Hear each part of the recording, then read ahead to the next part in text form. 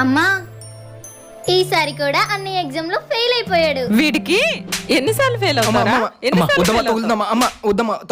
ఇంకో 2 రోజులు నాతో మాట్లాడుకో, నీకు అన్నం కూడా పెట్టను. ఇప్పుడు అమ్మ చూడు 2 రోజులు మాట్లాడదంట. అంత లేదు, అమ్మ నాతో 2 నిమిషాలు కూడా మాట్లాడకుండా ఉండలేదు. ఏంటో అంత కాన్ఫిడెన్స్. చూద్దు గాని.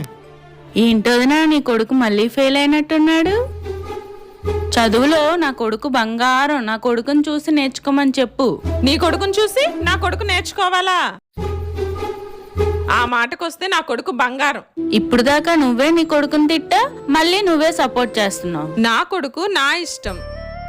వాడిని తిట్టినా కొట్టినా చంపినా ఆ హక్కు నాకే ఉంటుంది. నా కొడుకు గురించి మాట్లాడడానికి నువ్వెవరు? అయినా దాని మాటలే నువ్వు పట్టించుకోకు.